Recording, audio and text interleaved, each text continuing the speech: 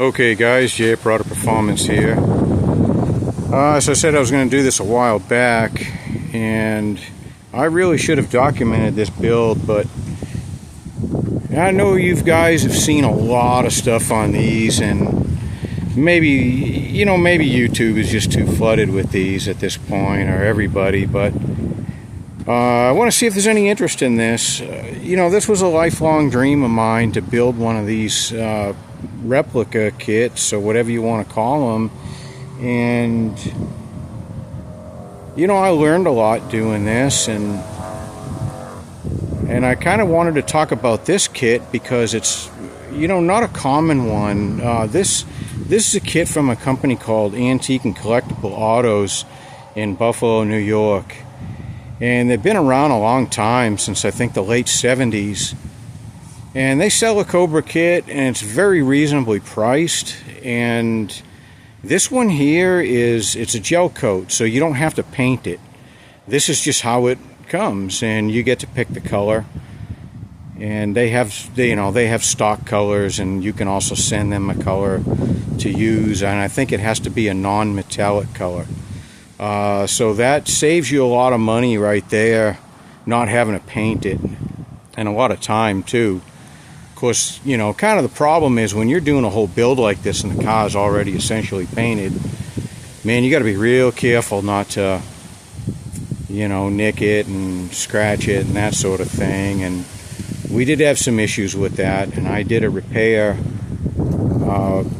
I had a guy helping me, and he dropped one of the doors and broke a big piece of the bottom off of it, and I had never really worked with fiberglass before, and especially something that's gel coated. And those guys over at A&C Autos fixed me up with some gel coat and things, and I repaired it, and man, you can't, I don't even know which door it was at this point. It turned out really good, so you can fix it. But anyways, so this is it, and I'm happy to go over everything that I ran into. A lot of these kits, I mean, they're not really for the faint of heart. Maybe some of them that are more common and they sell a lot of the kits, there's just more information, they're a little bit more dialed in, but you really have to do a lot of improvisation on it. And it's not really, it just doesn't bolt together and just come together like you would hope it would, But, I enjoyed the build. I really did. And I don't know how much time or money I got into it. And I think that's kind of, I see so many people have done videos on what these cost. And, usually they get kind of halfway in it and they're like, but, I don't know.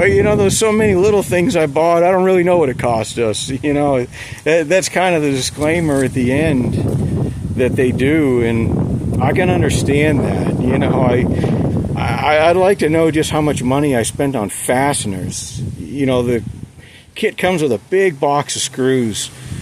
And I can't tell you how many fasteners I bought. It's just mind-blowing. But, it's kind of funny. It's always the little things. And so I tried to do mine old school. I did an FE motor in it, and I know probably the thing to do these days is the small block, but I wanted the FE motor. I'm sorry, I wanted to know what this was like back in the day. I didn't want to modernize it too much.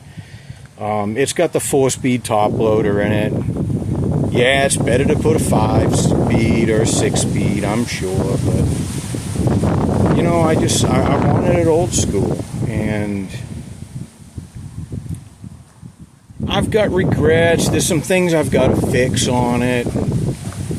Some things I probably should have done differently. You know how it goes, but overall I'm pretty happy with it. It kind of turned out like I was wanting it to, and I'm in the process of now getting it registered and roadworthy, and there's a lot of little things about it that, I kind of really need to address before I start driving this thing around too much. But In any case, there's a lot of things that, I could do several videos on what I learned, mistakes I made or problems I ran into, or hell, even maybe a few things I got right, but I would say overall I enjoyed the build. I really did, and that's the biggest part of this is, just enjoy it. Don't be in a big hurry, and if you run out of money, it's okay. Just wait, and just, I mean, that happened to me. I get a little bit of money saved up, and you think, okay, yeah, we got it now. And then you start realizing all the other little things you got to buy. But, I don't know. I got a really good deal on the motor, and I had the transmission already. So that really helped. A friend of mine helped me out with the rear end. It's got a 9-inch rear. Those center sections have gotten really expensive. And again, a friend of mine kind of bailed me out on that one really cheap and kept me from having to spend, $1,500 or something there. But so I, was really fortunate. So anyways, I'm happy to go over this. If you guys want to leave in the comments if you want to see more of this car and what I ran into, I'm happy to go over it, step by step, and I'm still got little things to do on it, but I'm happy to share the experience with you if you're thinking about it and you're not sure if you want to do it or not.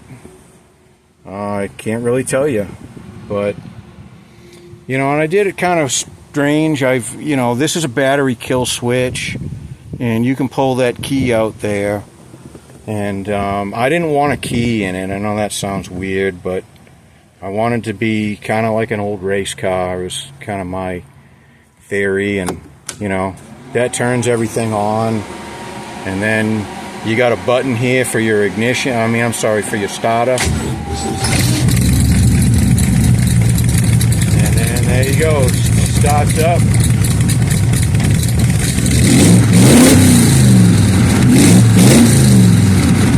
So, I'm looking forward to this. It's going to be a lot of fun. So, like I said, I got a few little things to do, and then go and pay all the money to the our county here to let me put this on the road. It's kind of a process register on these too. And I got help with that from a company that specializes in titles, Classic Auto Title out here in Texas. So anyways, leave in the comments. I'll leave this video up for a while before I go any further with it, and leave in the comments, if you say, hey man, yeah, I'm interested, I'd like to hear about all the problems and things that you ran into and what you learned, or if you want to put in the comments, oh God, if I see another Cobra kit car video, I'm going to throw up. I can understand that too. Everybody has done these, and I haven't really, and I'm sure it's out there, but I really hadn't come across a video series on these really kind of zeroing in on all the issues that you'll run into. And God, I could go on for a long time about all the changes I had to make and the improvisation I had to do to get it to the way I wanted it. I see a lot of Factory 5 videos, and those have been around a long time, and they're kind of dialed in more, I guess.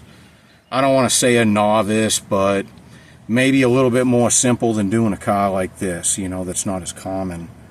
It doesn't have as much tech support and things, but in any case, so if you're interested in it, and you're interested in, maybe you looked at this kit, maybe you thought, well, should I buy one or not? I'm happy to give you some opinions on that. I'm not going to call myself a Cobra expert, but I can share my experience with it. So anyways, guys, thanks for watching, and again, put in the comments if you want me to go on with this series. I kind of won't until I at least see a few comments in there that at least somebody wants to see it. So okay, thanks for watching, and please subscribe to the channel if you haven't, if you like this kind of stuff, and appreciate the comments and the support on the channel.